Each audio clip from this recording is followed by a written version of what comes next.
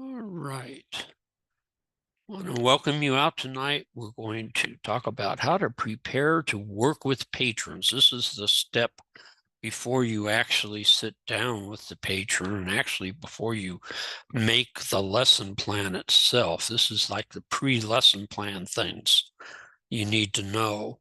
And then we'll also talk a little bit about a way to find new relatives in tree. It's kind of a well-established and well-used method that we've used in North Stake, Fresno North Stake, for finding people over the years. It's always worked pretty well. But first, we want to talk a little bit about how to prepare to work with our patrons.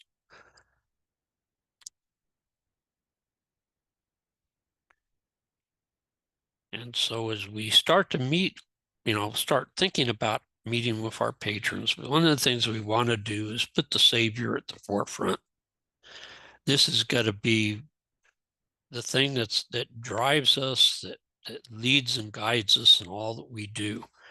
Everything we do in family history should have the Savior in mind, whether it's the things we do, the planning, or whatever. The Savior should be put up front. We need to seek his inspiration, what to teach.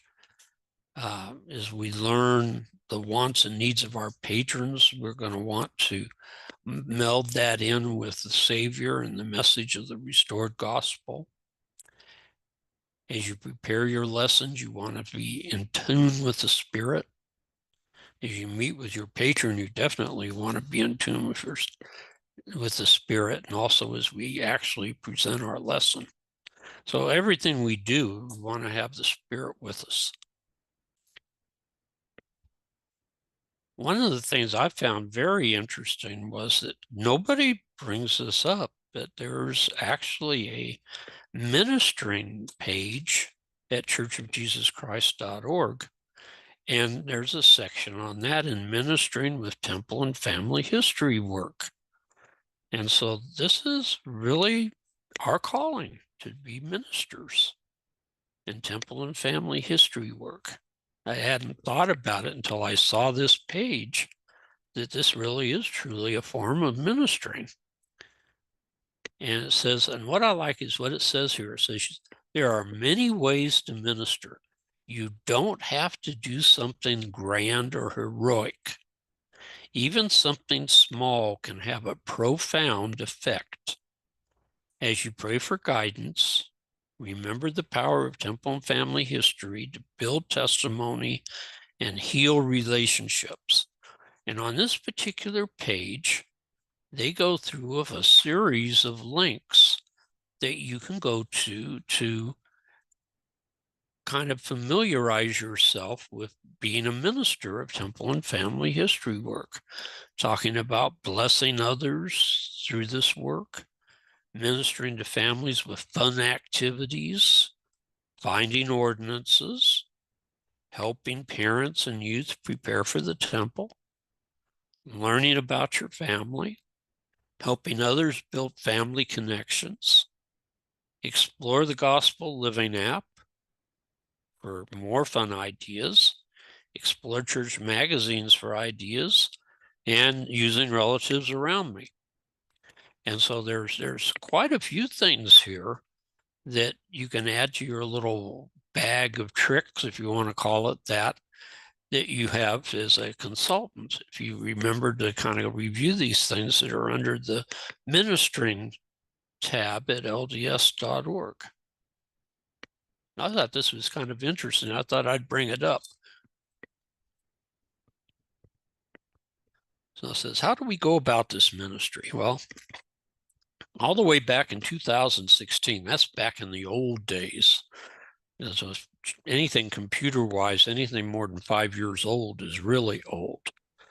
Back in 2016 is when the church introduced Find, Take, Teach, which was the new approved way to do family history teaching, which was one-on-one instruction, which was something new. This is when they tried to break us away from these classes like we're in right now to start doing one-on-one teaching with patrons. And it really is the way to go. It is a successful way to approach things, one-on-one instruction, whether you call it find, take, teach, or whatever you want to call it. The idea is if you're working one-on-one, it makes a big difference. We found that out because shortly after they introduced this at RootsTech in 2016, the number of submitters in the church just went crazy. For 100 years, the number of people in the church, the percent of the people in the church that were generating the names that were being used in the temple hovered around 2 to 4% of the general church population. Well, once they introduced Find, Take, Teach with one-on-one instruction in our stake, because we embraced this, we saw that our stake grew from 5% submitters to over 28%. And so it made a huge difference in our stake. And it was this one-on-one instruction that did that. Okay, so the key thing is this one-on-one thing. Try not to get away from it. Don't try to think that, well, if I can get a group of 20 in here, I can do 20 times the good, because it doesn't work that way. You'll probably do 1/20th of the good. Now, at about the same time, Mike Sandberg, who is one of the employees for the church that developed this program, talked in RootsTech and introduced the following idea. He said that as part of this Find, Take, Teach process, family history consultants and helpers worldwide learn to apply a set of proven principles to create heart-turning experiences for those they work with. And that's really the crutch of the matter, is that we're not just presenting some stuff to people. We're trying to help change their hearts, turn their hearts to their ancestors, to really have them have a spiritual experience of their own. And these experiences help others to love family history and ultimately become saviors on Mount Zion, so that it's not just a phrase, but it's an actual thing that happens for them. So what they introduced then is what we still basically use today. The steps for planning a lesson would be first to contact your patron, learn about their wants and needs, prepare spiritually, get access to their account. We'll be going through these things in just a minute. Search their family tree before you meet with them. Prepare a lesson based on their needs and wants, and include an invitation for them to complete temple ordinances of their relatives, if you find any or have some that we discuss. And then also invite them to share this new knowledge with others, both inside and outside their family.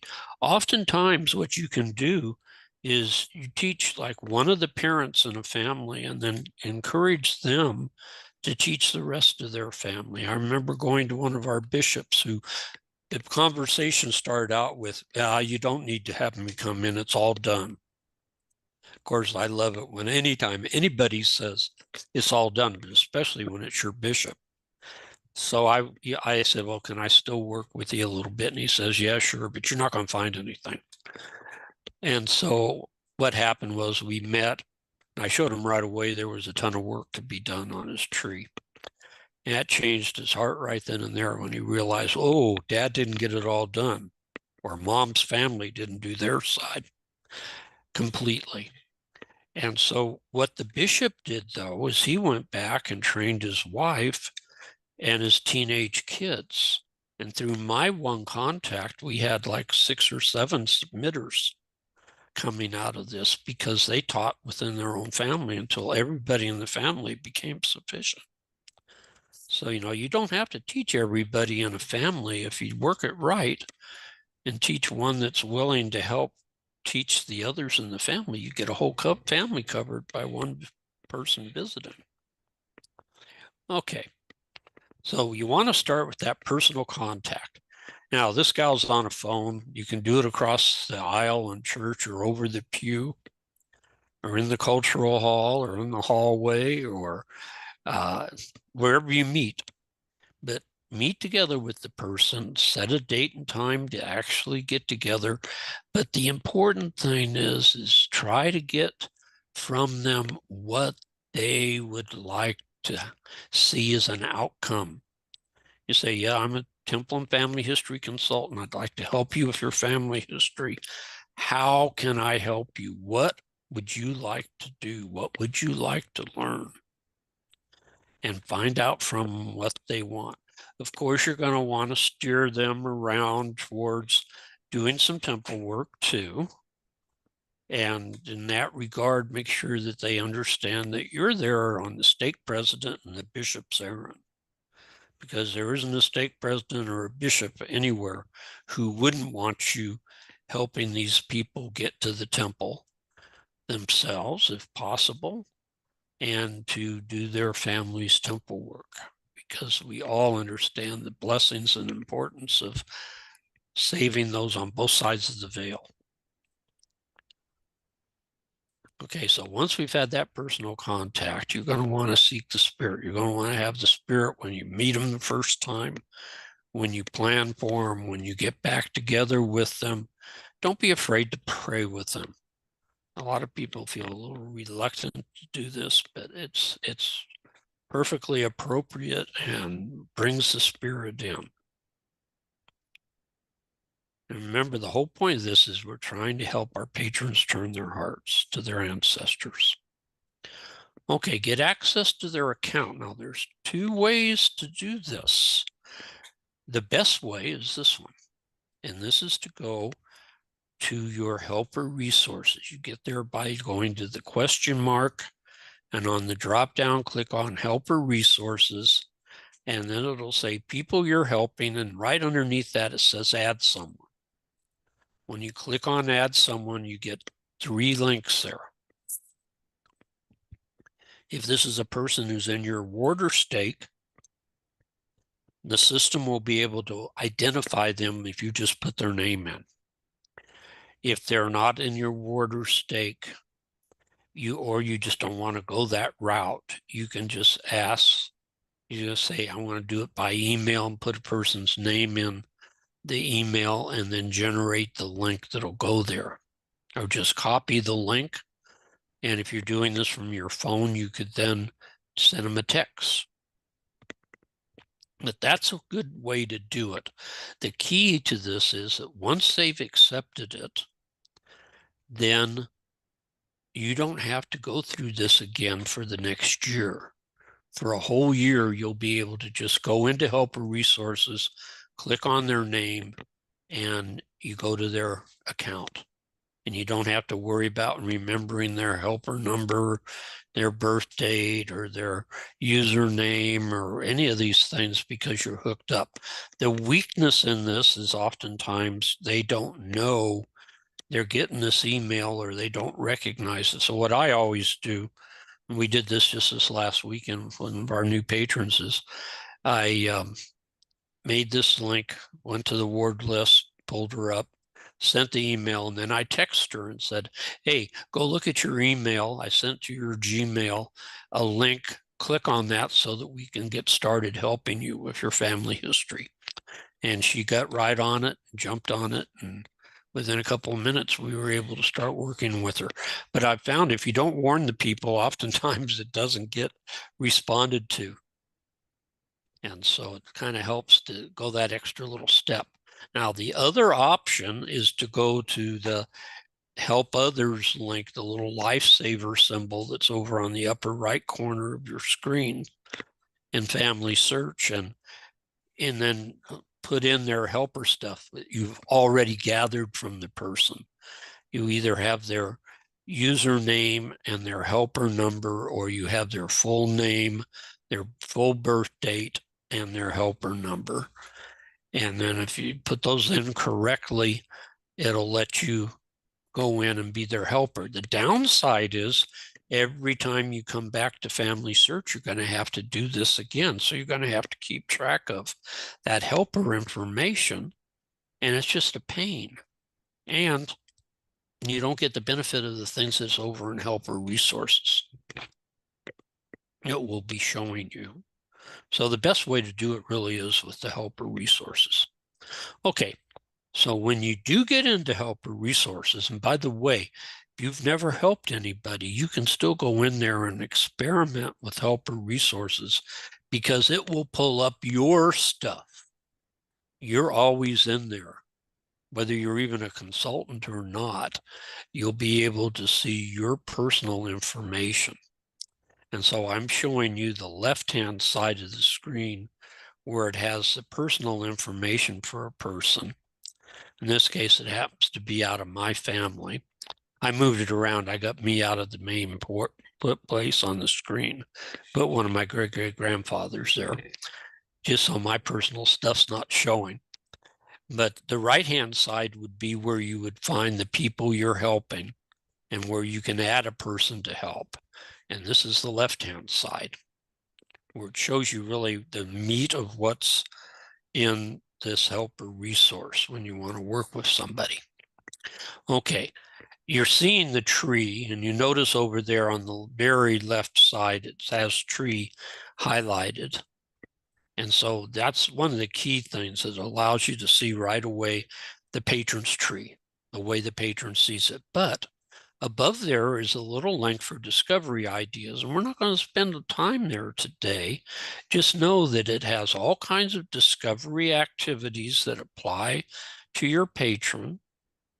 These are those fun activities that you get messages about on Sundays often, or you can find under activities on the home page of your own account for family search. Things like cemeteries and famous relatives, you know, picture me and all these other things that they have under the activities. It also will have hints for people in this tree. It'll have research ideas and temple opportunities. So these things are all found under those discovery ideas. So if you're trying to find a name for the temple, one place you could go right off the bat is go to discovery ideas and go down to temple opportunities and explore those. That could save you a lot of time. That's the non-genealogist way to get over there into their tree and find some names for these people to do. You don't have to know anything about research to be able to do that. Okay, and this is also the place where you're going to find a place where you can leave notes, and you can also make lesson plans. And we'll be going through that in the next lesson. It'll be the second lesson next month, when we will actually walk through a couple of lessons and show you from the step one to the lesson plan what you should go through to do a good lesson. Okay, now when you're there, you can actually get over into their tree because you've clicked on the patron's name, so you're now using their account. You're looking at their tree, and if you click on one of those people in that band chart, their page is going to pop up, and if you click on either tree or person down at the bottom of their little card, it will then take you right over into their tree so that you have a chance to see what's going on in, their tree before you ever meet with them. And you can tell that you're working with them because in the old days, this little green thing on the side that said you're helping so-and-so was over on the side. Now it's a big long bar across the top that's in green. This says you're helping so-and-so. In this case, it would be Amanda K. Dixon, who was one of the missionaries in our ward at one time. Okay, so use these helper resources to explore their tree. Let the Spirit guide you. It's amazing how many times the Spirit has taken me when I've gone into the tree to help somebody right to a place where it can work, where I can find just exactly what I needed for the person. And it's the Lord answers our prayers.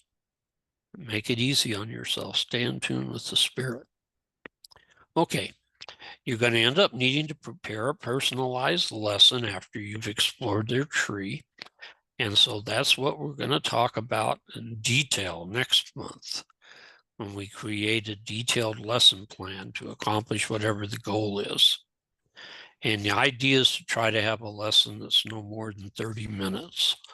So you'll see me in some situations where I could go a lot further, but I'm going to provide just enough that I think we could cover in 30 minutes time. The next step in the process is to invite them to complete temple ordinances. It's really important. And you've got to be sensitive because you're going to have patrons that can go to the temple. You're going to have people that are not endowed yet. And so they're going to be limited. They could be new members. They can only do baptisms. But you're going to want to impress upon them that you want them to reserve names, even if you can't do the work yet for them. They might need an endowment, and yet you're not endowed yourself, but have these names ready so that when you reach that point, you can. Do everything you can to make sure that they're actually going through with the process. If you can sit there and actually walk them through the steps and see the card created, or see them share the name with the temple, which is the other way they can be qualified as a submitter, then you've kind of accomplished your goal. What's really sad, and you find this a lot of times, especially with the youth, is you can get them to reserve names, but you can't always get them to do that step of printing the cards, because they don't know then how they're going to get them printed. They don't know where they can go to find them in a situation like off of a computer that's hooked up to a printer, how to actually get them printed. They may not know how to print it from their phone. And so you want to really not just assume people know what to do, but help walk them through it at least that first time. And then the last step in this process is invite to share these new skills with others, with their family members or their friends or whomever, kind of invite them to do that. You'll be surprised. It makes the work that much easier on everybody if you can convert one person into doing family history and they can convert another person, we've now doubled our efforts. And so, if you lit the fire under the person, why not take the benefit of it? Just kind of like missionary work. You bring the gospel to one person, and what's the first thing you do? You ask them if they could find some of their friends that might be interested likewise. Same thing here.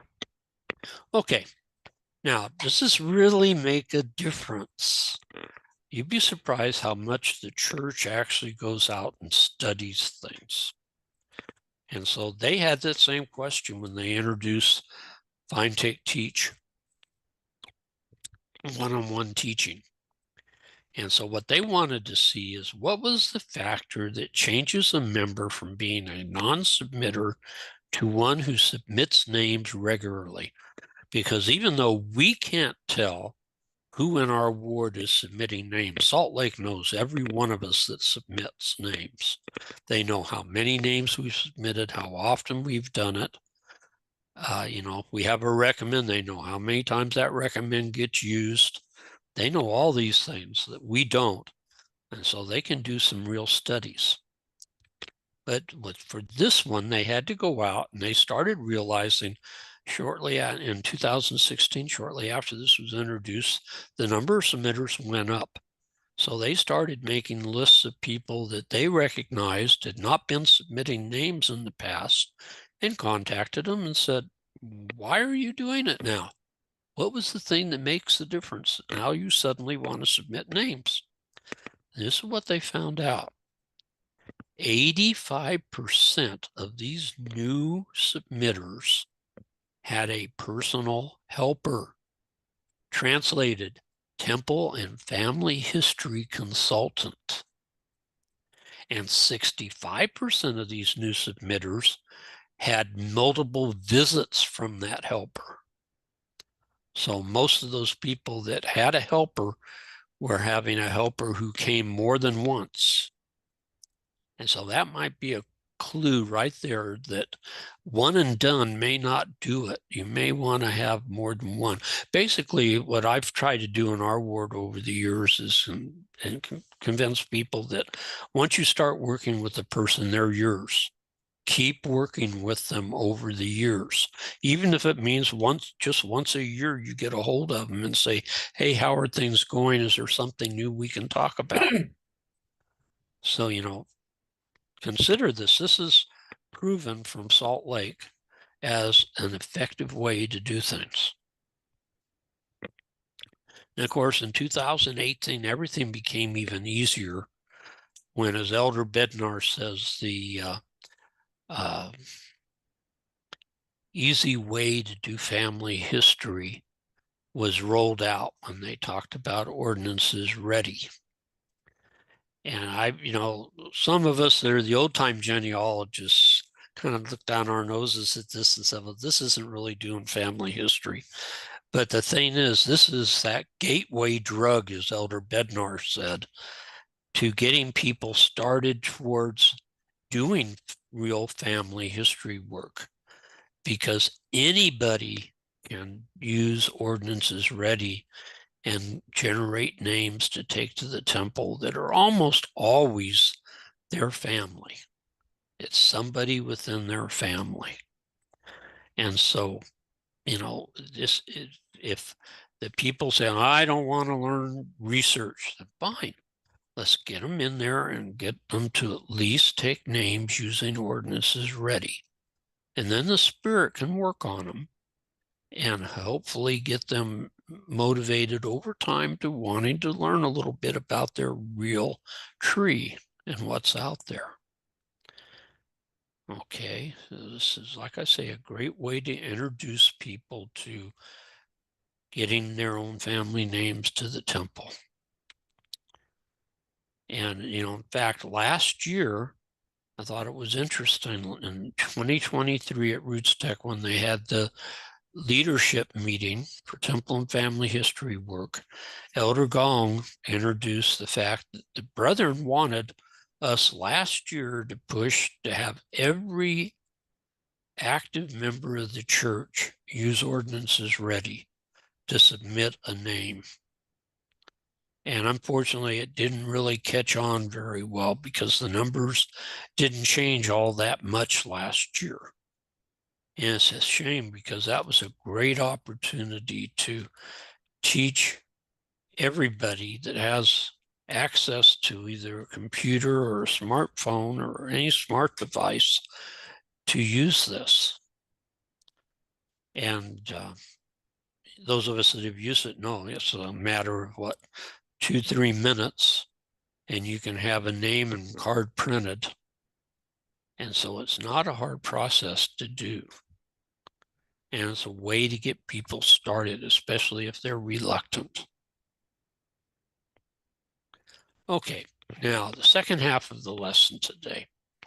Wanted to cover this because this is where we're going to be headed, which is finding names for people. Of course, there's two types of names. There's the ancestral names that we don't talk about an awful lot because, for most of our LDS people, they have a fairly well-developed tree.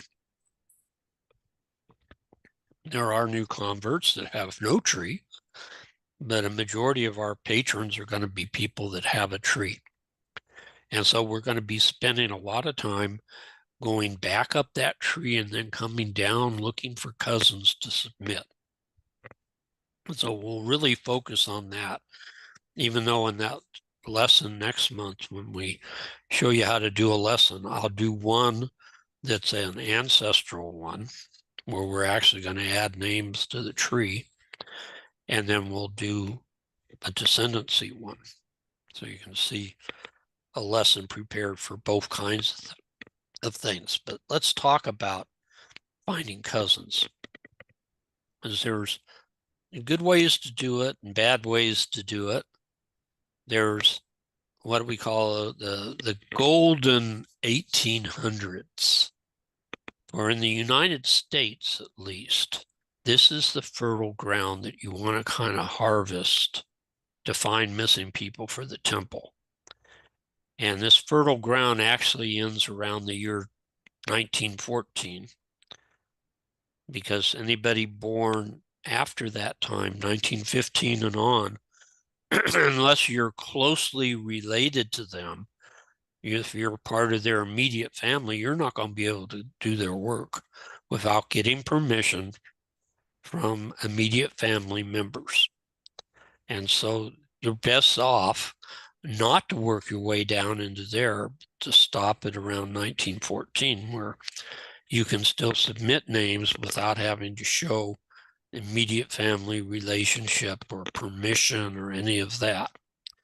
And so we call this the golden area for a couple of things. One of them is there's a lot of people there, but secondly, it's also a time period where there's a lot of great records. There's censuses that show the whole family.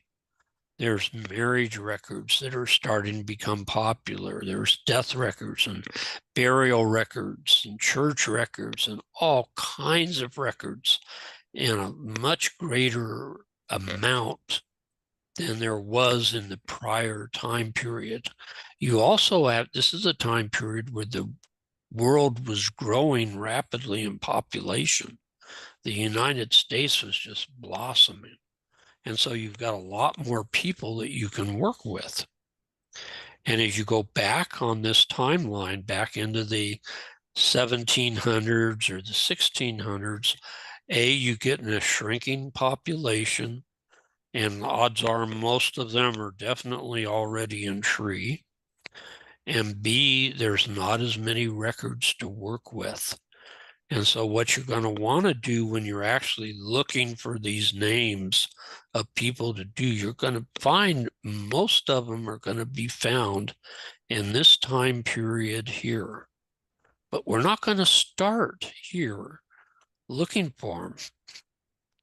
What we're going to do is we're going to go, if these people are LDS and they've had members in the church for any length of time, we're going to want to go back beyond their earliest LDS ancestors. Okay, we want to get before the people that join the church. Why? Because once they join the church, the family starts making sure that all these descendants are done. They really focus on that. Prior to that time period, the big push in the past was do your ancestors. And so you would just go back working from generation to generation, finding the ancestors and their children. And that's about all you did. And the only child that was brought down towards the present is the one that you came through. And so you find a lot more success if you figure out where their last ancestor in the church is on a line, and then go back a couple more generations. Understanding you're playing kind of a game of chance. The further back up this tree you go, the bigger the chances are you're going to get into problems in tree.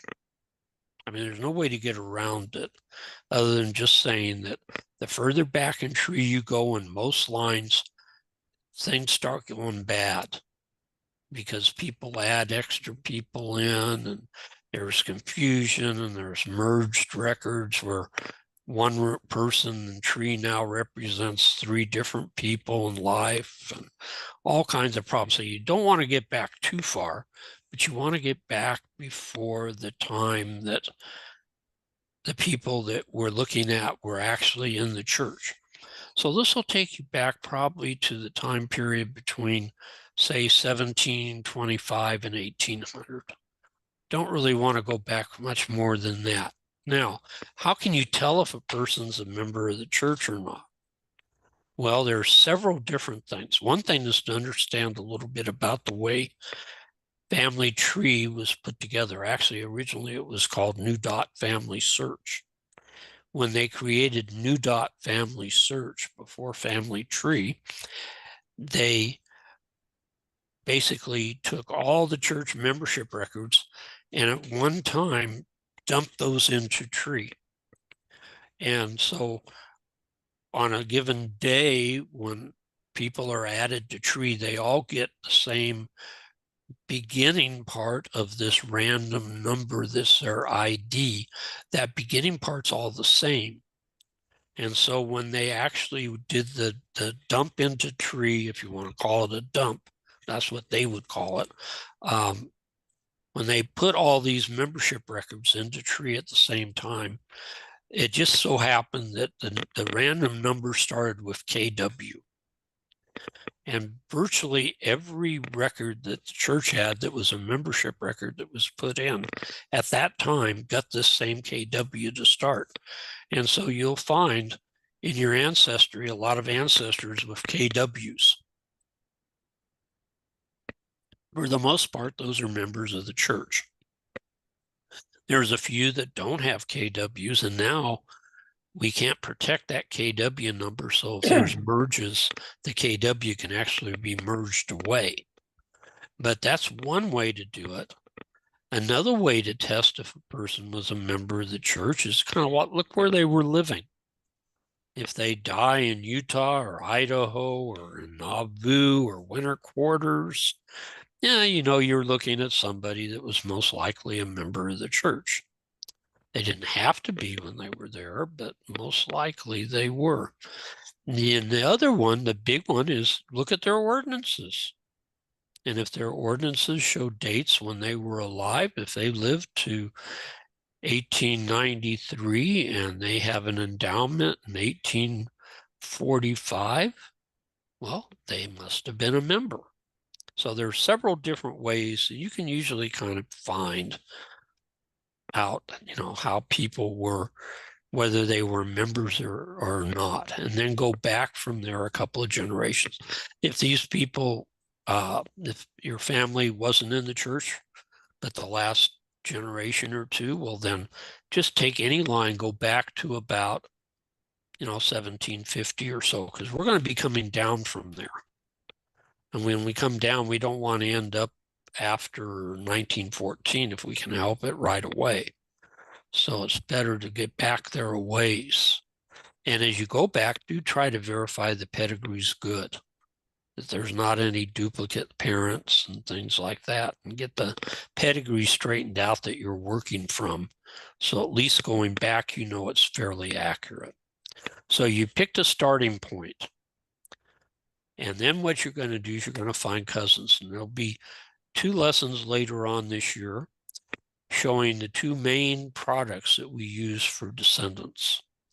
One of them is the descendancy view in Family Search, which is found in the pedigrees. It's not really a pedigree, it's a descendancy, but is found as part of the group of pedigrees that we have, different kinds of pedigrees views. And we're going to show you how to use the descendancy view to help you find ancestors, especially focusing in on people that have hints, those little blue boxes that we can show on the descendancy view to help us in finding information about these people that might lead us to new names or to better identify the people so that they can get their work done. The second one is finding your cousins using the program called Pizilla, a third-party product that is totally different in looks. It's more of a visual program, but it allows you to take a certain ancestor and either build their ancestry or in this case their descendancy, and you can see a huge swath of your descendants of your ancestors in one view from this program. And it can even tell you which ones don't have ordinances or which ones are end of line people that might have a spouse and children but never been found yet, things like that. And so we'll do a lesson on the descendancy view. We'll do a lesson on Pizilla as we go through these lessons this year. Okay, just remember, as we're doing all this, we tend to sometimes get off in our mind that we're just doing this task. We're not really just doing a task. We're trying to help others to learn to love family history. So if you stay in tune with the Spirit, you'll be able to get the message through to the people that this is exciting, this is urgent, this is essential for their progress and their exaltation and for their ancestors' exaltation. And so in our next lesson, we will actually build a couple of lessons for you that would actually be used with a patron. Okay, like I said, this is the second in the series. The first one was entitled, I'm a New Consultant, Where Do I Start? And this is found in our YouTube channel that you'll be directed to later tonight with the link for this lesson. You can find that one there too. Just look for the lesson called I'm a New Consultant, Where Do I Start? And that gives you the foundation for your calling. This is the second in the series. That's the first one. And our channel, YouTube channel, if you just remember Fresno North Stake, and then just add consultant trainings and do a search for that in YouTube, you'll come to our channel. So, questions? We have pretty much reached the end here.